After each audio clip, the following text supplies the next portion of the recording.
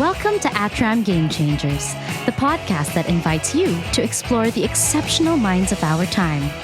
Brought to you by ATRAM, the leading independent, digitally powered asset and wealth management firm in the Philippines.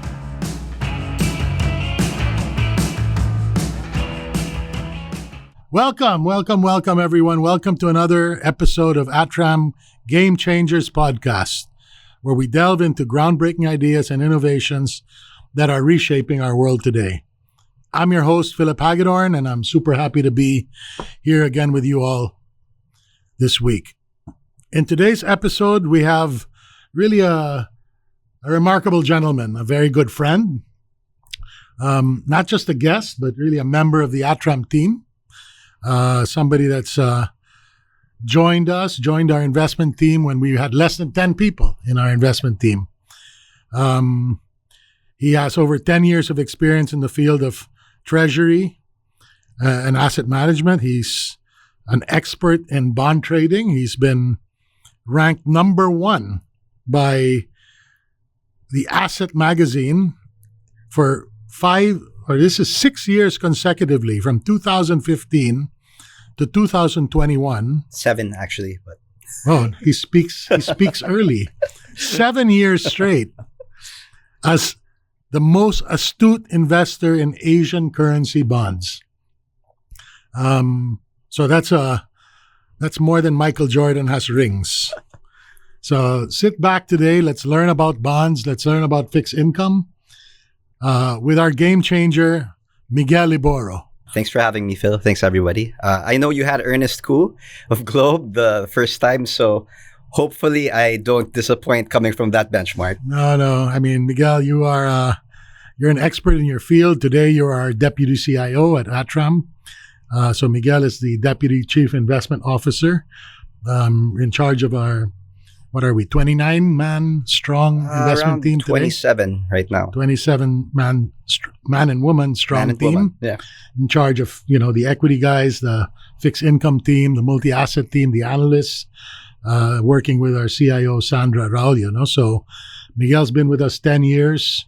He's been running our landmark fixed income strategy, the total return strategy, for that time, today with his cohort Dev.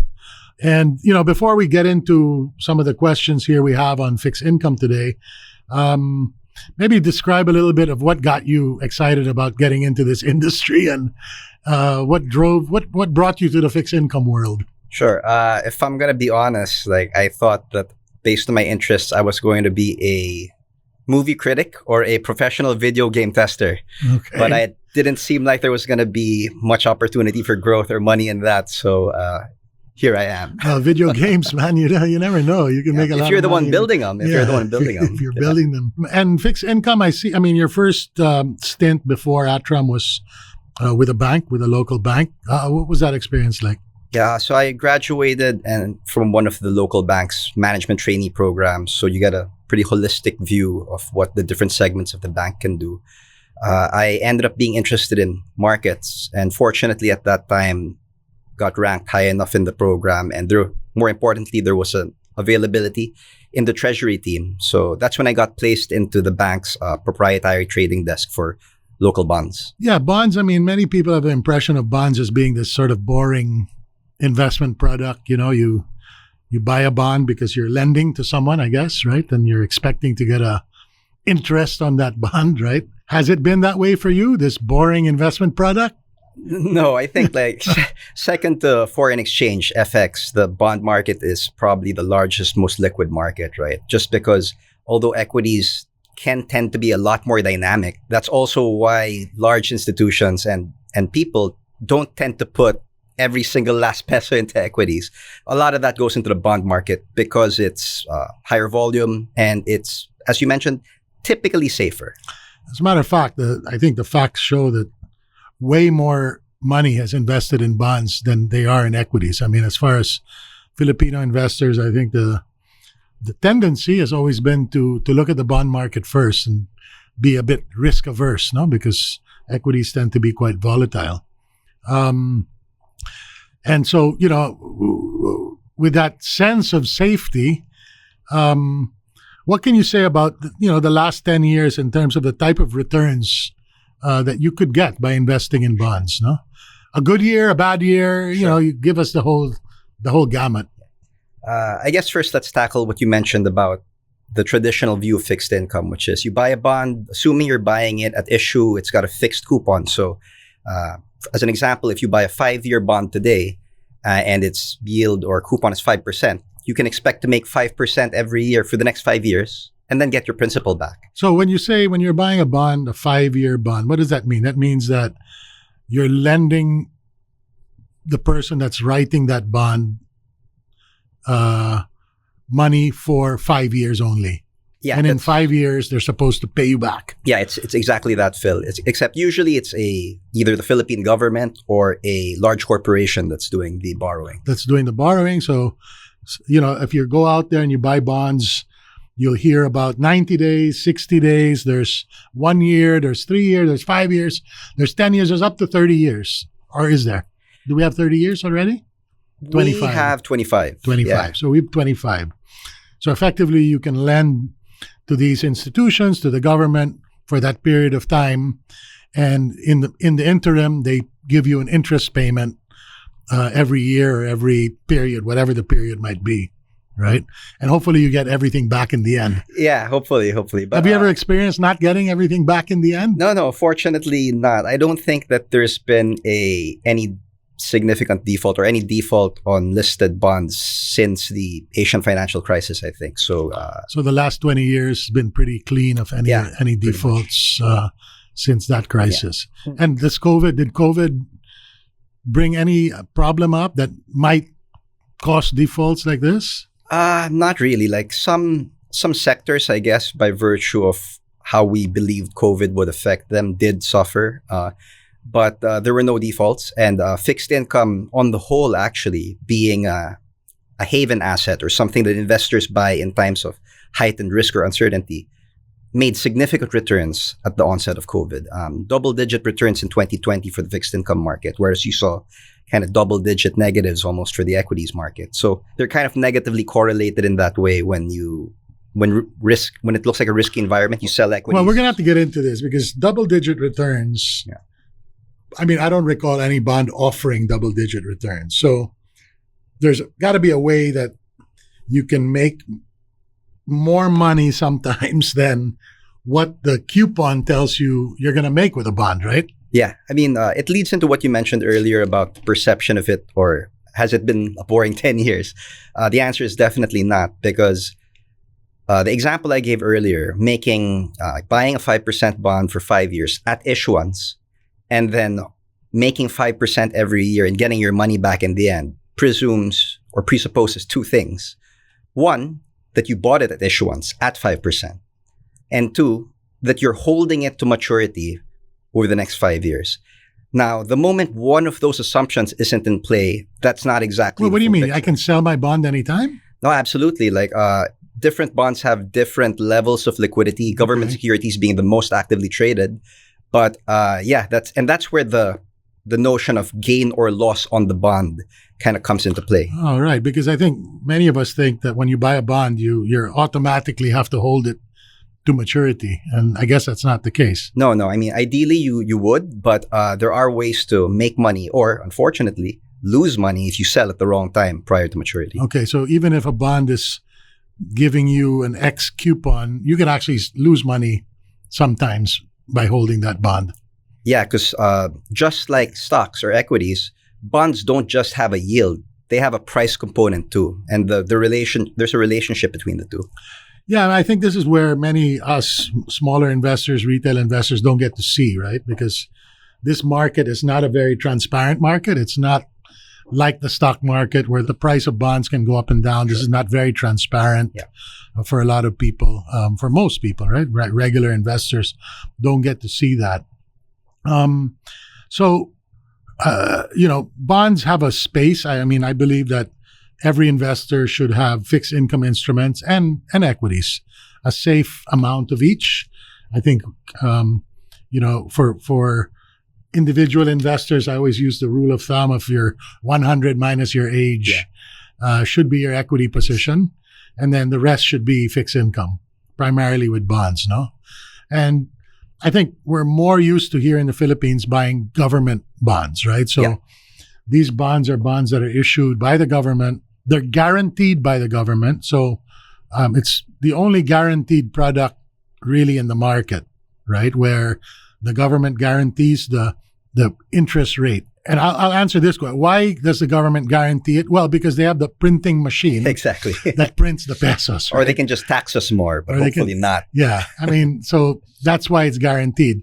What's not guaranteed is whether the peso's at X rate to the dollar. That's not guaranteed. But if you buy a government bond, there is a government guarantee on it that it will be paid. So that's a good thing. How much can you make if you buy a bond today? Let's just say I want to lend money to the government for 5 years. Okay. What am I going to make? 5 years today is around 6.05% gross yield. So 4.8% net of taxes. And that's every year I get that amount. Yeah. Every year I'll get, what was it? 4.8%. 4.8% net. So if you see in the newspaper or whatever, the new issuance is 5%, may tax pa yan, di ba, Miguel? Yeah, 20% withholding. Magkano yung tax yun? 20%. Yeah. So 20% withholding brings you down to around to 4. If the offer's at 5, then you're really making 4. 4. You're going to make 4%. At the end of the year, you'll get your 4%. And then at the end of the 5th year, you'll get all your money back. Yes. Together with your coupons that you've gotten over those years. Yeah. No? How easy is it for someone that has 10,000, 20,000, 50,000 pesos to buy a bond? Not that easy, unfortunately. There's a lot. I thought they made retail bonds. Ano din retail bonds? No, you're right about that. Every once in a while, the Treasury does a retail Treasury bond or RTB, and that's probably the only time that I personally ever get a text to buy bonds. I get them all the time. I know, but like that's a message. The bank RM messaging Sir Phil Hagedorn and the bank messaging who's this Miguel Liboro guy. Okay. So, I mean, you're unlikely to get a ping from the banks unless you have a pretty sizable something that's come with them. in through the banks with them. Okay. And so if you don't get that message from a bank and you want to invest in bonds, what are your options today?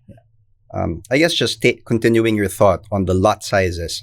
Somebody with 10, 20, 50,000 probably wouldn't have much luck in being able to buy a direct bond because outside of those retail treasury bond offerings that happen once in a while, it simply doesn't make enough sense for a bank to offer bonds in that size, right? So usually they require you to be buying maybe $1 million's worth or a few 100,000's worth in order at the minimum. Okay. At the minimum. And even then you're not likely, are you likely to get the best price, or how do you know that you're getting the right price there? Well, if you're buying it at issuance or at primary, then you'll get then you're gonna get it because you have to get it at the issue price. But if you're buying it in the secondary market, then the answer to your question is you have absolutely no way to know what the comparables are and whether you're getting anything close to the best price. Because unlike the stock market, which has a lot of these online exchanges where you can see price discovery.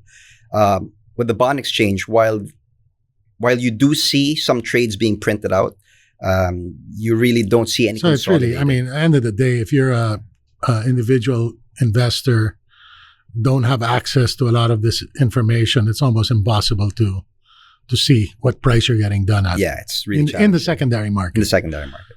Okay. So I think this is maybe where, this is the Game Changer podcast, and ATRAM is a game changer as a firm. I think we have developed game-changing platform called ATRAM Prime, which actually, in my view, I trying to be unbiased here, but obviously, it's part of our firm.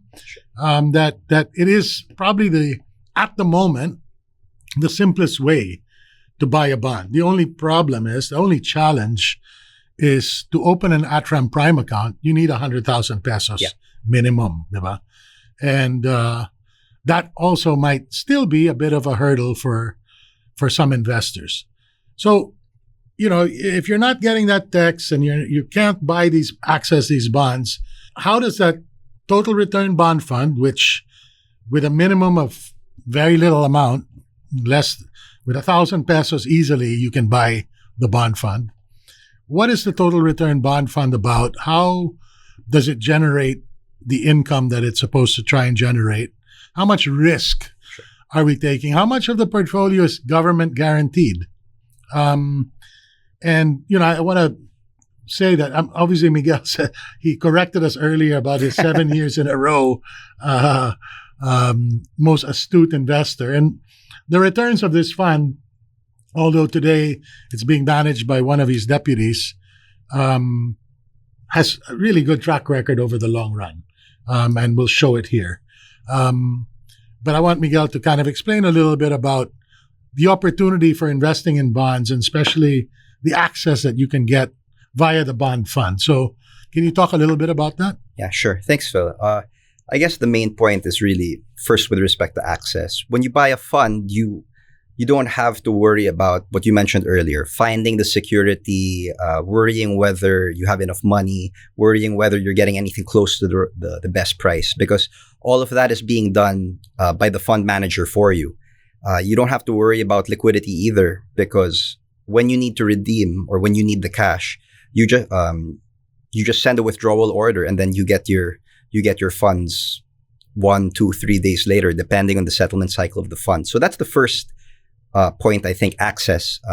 On the second, what can the fund do apart from provide you that access? It provides the management expertise to the point you made. While we can just buy bonds, fixed income securities, and hold them to maturity, which we do on occasion, we do also actively trade them depending on the current interest rate climate, right? So we're coming right now from a very high interest rate environment. The BSP is expected to continue to cut rates. Interest rates are expected to go down.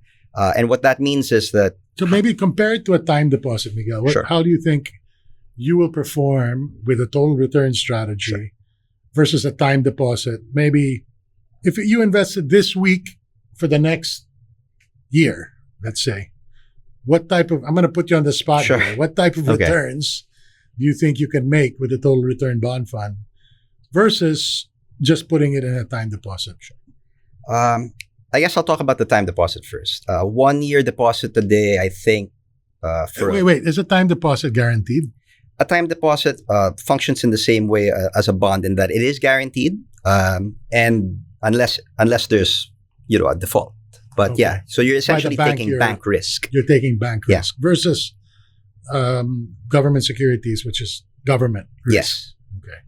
So at today's rates, I guess you could get a 1 year time deposit at, call it 5.4% gross. So net a little above 4. So time deposit, you'll probably put 4% in your pocket. Yeah, a little over 1 year period. At the moment, as we speak today. Yeah, as we speak. So you can expect that, what day is it today? September 4. September 4. So September 4, you'll know that in September 4, 2025, if you put, let's make the math easy, if you put 100 million pesos in. No, let's call it 100,000 in. 100,000. You're going to get 4,000 back, 4,100 maybe. Right. But what then, right? You made your 4.1%. And if you're going to roll over into another time deposit, a year from now, there is you'll certainly be subject to the rates. Exactly. Yeah. Is it going to be at 5.4? I really don't think so. Where do you think it's going to be? I think it's going to be below 5 at that point in time, because you're already seeing the signs. 1 year time deposit rate was at 6% in January. It's at 5.4% today. A year from today, it's probably going to be below 5. And that's why it actually makes more sense to invest in a longer tenured bond or in a bond fund, buying these 5-year, 10-year securities, locking in at this above 6% rate. So even when interest rates do go down in a year or over the next 6 months, well, you've already bought it and locked it in at that higher rate, right? And you get that gain in terms of the price of the bonds. What's the sort of liquidity issue? Let's say I have an emergency. How quickly how does the ability to get my money back differ, time deposit versus the total return bond fund? Actually, when you think of it that way, the time deposit is actually more restrictive because if you pre-terminate the time deposit, there are punitive charges on that, which almost guarantee eating into your principal. But when you redeem from a fund, if the fund happens to be up from when you first invested or what your average cost is, you'd be redeeming at a gain. So Right. it's the certainty of loss versus the potential for loss or gain. But both will give you your money if you need it fairly soon. Yeah, absolutely. I think pre-terminating a time deposit is around a 1 day, 2 day lag. And it's similar for our bond funds. Yeah, you're talking about 3 days maybe, right? Okay, so that's interesting. I guess, by buying a bond fund, you're not just buying one bond either, right? You're buying a whole bunch of different bonds. Yep. With some may have 1 year tenure, some may have 5 years, some may have longer. And you have the ability to decide what you need to do, what you can let run to maturity, what you might sell in the market if the opportunity's there. Now, when rates come down the way they're coming down, that normally presents an opportunity for bonds in the market to make income. In this environment, compared to the 4% that you're going to probably put in your pocket on a time deposit over the next 12 months, what do you think the total return bond fund can do? And again, I'm putting you on the spot Sure. here. There's no guarantees, Yeah. everybody out there. I just want to say that. But, this is a educated guess by our leading fixed income trader in ATRAM. So, Miguel, what's the number? Yeah. Well, if 4% is the comparable, a year from today, I'm thinking something closer to between 6 and 7. And I can math it out for you right now. Because if you we're invested in securities that are yielding above 6% gross. So that's around 4.8, round up 5% net. So that's how much you get just from the coupon, just from the interest. But because rates are moving down, the price of the bond holdings are going to go up too. And and based on our expectations, that's to the tune of maybe somewhere to 2 to 3%. Okay, Right? so let's just make that sort of visualize that for folks. No? The bond market works. When you own a bond and that bond is paying you, let's say 10%, just for example, paying you 10%, and the general market is starting to go down, interest rates are starting to come down, there's going to be demand for your 10%, Yeah. which is why the price goes up. Yeah. It's like having something that people want, right? And that's why you're able to benefit as rates go down. It works the other way too, by the way, guys. If the rates go up, people are not going to want your 10%. They're going to want whatever the market's offering, and your bond will go down. Yeah. But I guess we've seen rates come from a very high place in the last couple of years, or last year. And our view at ATRAM is that interest rates will start to come down. And I have to say that's been officially confirmed by the BSP last month in August when the BSP cut interest rates in the Philippines for the first time Since COVID started. started. Okay, so this is the first sign that interest rates are going to start to come down. And the lower they go, the better these long-term bonds, these bonds with high interest rates are going to perform. But they're only going to perform that way for a certain period of time, right? Yeah. And that's why it's important to be active in the bond market. It's not a buy and hold situation. Am I correct? No, absolutely, Phil. It's time to lock in, but there is going to be a lot of opportunity over the next year. And being invested in a fund with an actively managed strategy can allow you to kind of participate in that potential upside. So what would be your game-changing advice for retail investors that maybe never thought bonds were accessible for them, or that they needed $1 million pesos, or they needed a text from their branch manager to access bonds? What advice would you give them if they were looking for bonds today? Like you mentioned earlier, we do have on our Prime platform the ability to buy pre-selected direct bonds. It's not 50 pesos, unfortunately. I think it is around 100,000, but that's still lower than what I personally have experienced in trying to buy direct bonds in the banks on my own. So if if you're happy to do that with those sizes, then I definitely would recommend that. But shy of that, or maybe in addition to that, the fund route that Phil and I were discussing just now is definitely So what I'd it's recommend. the ATRAM Total Return Bond Fund is our sort of landmark bond fund. That one is benchmarked versus the local bond index, and has a very long track record. It's available on almost all of our platforms, if I'm not mistaken. I think we recently rebranded it to the ATRAM Medium Term Bond Fund. So Is it called the ATRAM Medium Term Bond Fund? Okay, so the ATRAM Medium Term Bond Fund, this is the fund that I think if you wanted to invest in bonds and didn't feel you had the access or didn't feel you had the transparency that you need, I suggest looking at this fund because it's one that, like I said, has a long track record of producing positive returns. And there's a unique opportunity, I think, in this next 12 months where the returns could actually be a bit outsized, better than what we normally would see because of the environment that we're in. So I think that might be the best game-changing advice for the day.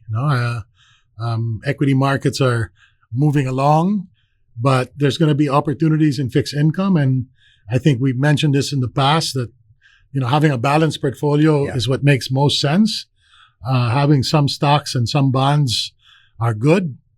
And the opportunity, I think, doesn't present itself as best or as good as it has until right now, that the opportunity is there where rates are still a bit high.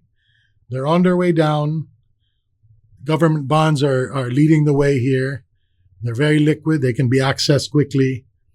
And at the same time, access to the fund is just as easy. So I think, I think that's a great piece of advice from Miguel today of taking advantage of this opportunity that the bond market is giving us.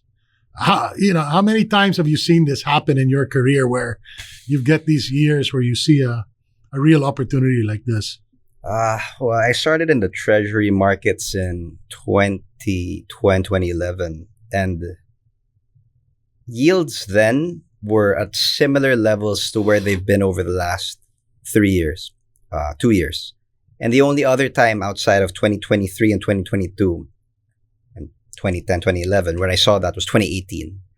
Every other year over that period, rates, 10-year rates have been closer to 5 and at 4 at one point. And I actually think that that's the direction we're headed in over the next few years. So, I thought that this year the rates would have gone down already, actually. So it's moving later than I thought, but it's moving nonetheless, in the right direction at least. Well, Miguel, here at ATRAM, we're committed to building a future where everyone, and anyone with any amount of money, really, and with some courage and support to can pursue their dreams, and make a lasting impact on their own personal financial condition. Given your expertise, what top advice, investment tips can you offer our listeners to help them make some of these smart choices and contributing to shaping their own future? Actually, I have a pretty relatable anecdote for this one. I taught a finance class at a local public college a couple of years ago over COVID online. And of course, it was a finance class, so I did have a session where I wanted to encourage them to invest. And the feedback was generally, we don't really have that much to invest. And what's the point of putting $50 away, $100 away here and there? And, it's crazy when you think about it that way. And I had to think about it for a while. Then I told them, you always have to start somewhere. And that $50, that $100, you're right. It's not going to double to 100 tomorrow, then 200 the next day, then 400 the next day. And you're not going to have $1 million in a year when you're starting with a $50 every other day or every week.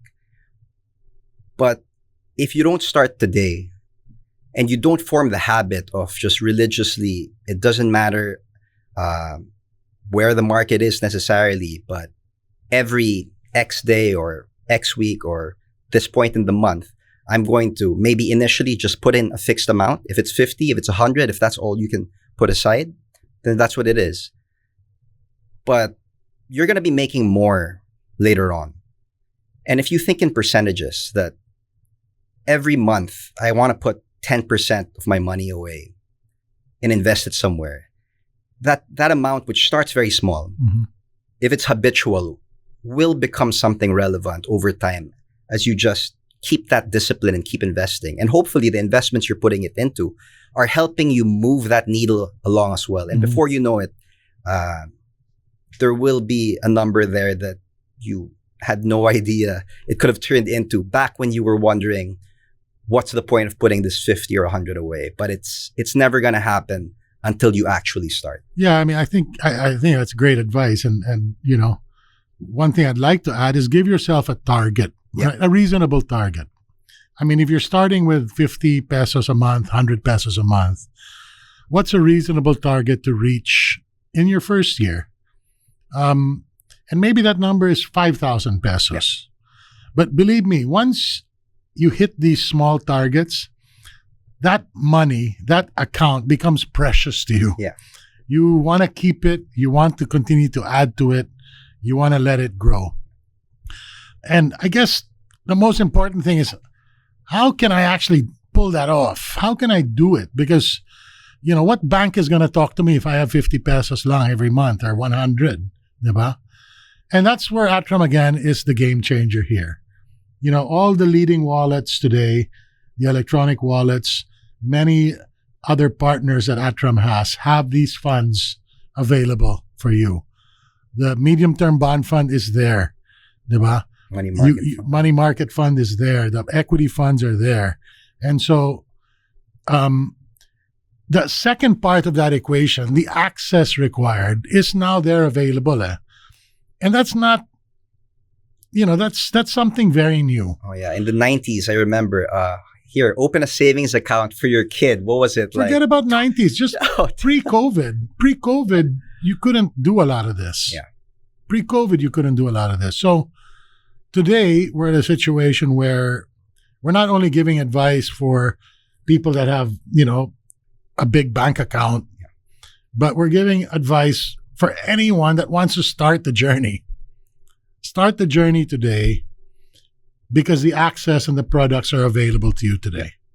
And, you know, I think if you listen to this podcast and listen to the opportunities that the fixed income market presents to you today, this is, for me, a real anchor for anybody's investment journey. If you buy bonds early in your life and see how they help you, you will buy them for the rest of your life. And I think starting today, there's no better time to start today because I feel that your experience is going to be a positive one, considering where markets are. You will see how this works for you. And, you know, I'd encourage everybody to get onto those platforms, look for the ATRAM products. And of course, if you have questions, you have concerns, send them our way. We'll try and answer them all for you. All right, Miguel. Well, thank you so much. I appreciate the time that you've taken out of the desk today. Share your views with us and, you know, giving some game-changing advice to folks out there. Don't forget the bond market. You know, it's a great place to invest. It's very safe and secure, and at the same time, actually an opportunity that really is in front of us today, especially for the next year or so. So I think that's something we all should take note of and really take advantage of. No. So again, Miguel, thanks a lot for hanging out with us today and sharing your views on the bond market. Wish you guys continued success in managing those bond portfolios. And for all of you out there, continue watching. Please remember to subscribe. Watch this podcast, the ATRAM Game Changers podcast, on Spotify, Apple Podcasts, and on YouTube.